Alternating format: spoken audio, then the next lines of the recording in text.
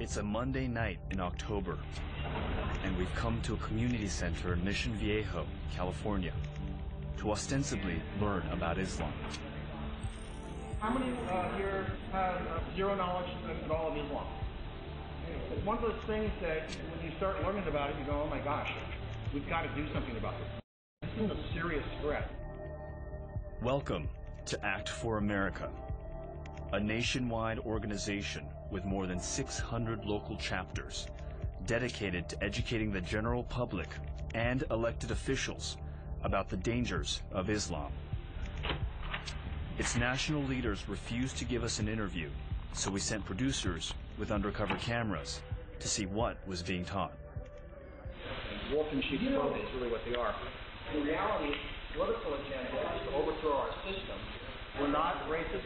I tell people we're a love-based organization. We love America, we love our neighbors, we love our freedoms, we love our Constitution, and we are not going to let some death cult from the Middle East come and take over America. Chapter leaders then introduced the night's featured speaker, a retired U.S. Navy commander who begins a PowerPoint presentation about Islam's true aims in America. So this stealth jihad really works like an iceberg. There's a 1/8 of it or so that's visible above the surface, but there's 8/9 of it that we don't see. It's down out of sight. The lecture relies heavily on paranoid drawings that connect every major American Muslim organization to terrorism.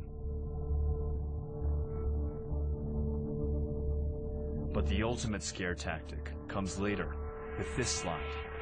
What are Islam's intentions? They want to establish Sharia law as governing all of us Americans. And then they want to rule the U.S. as an Islamic theocracy. And then we will find ourselves in a situation where we will be forced either to convert to Islam or be killed.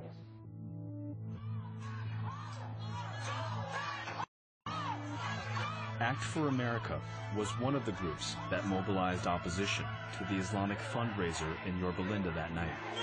Welcome here! Go home! Although the organization condemned the incident, just as it does whenever hateful acts are directed at the Islamic community, You beat up your wife too? it's not hard to see where good, patriotic Americans might learn to fear their Muslim neighbors.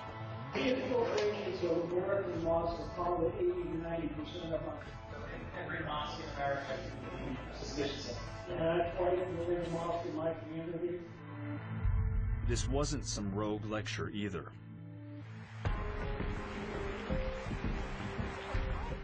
In her many speeches posted on YouTube, Act for America founder Brigitte Gabriel preaches a similar paranoia about the country's internal Muslim threat.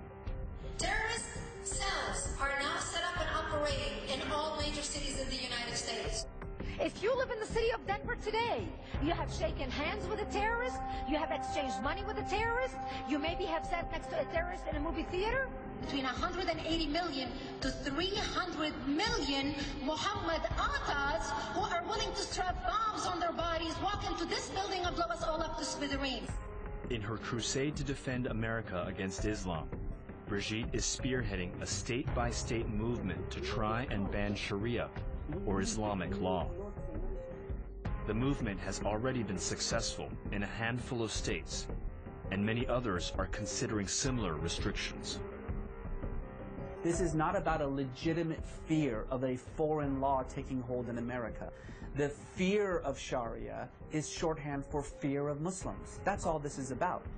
It's about this idiotic propaganda that any minute now, every woman in America is going to have to wear the hijab and we're going to start stoning people. We actually have an amendment banning Sharia in the United States. It's called the Constitution.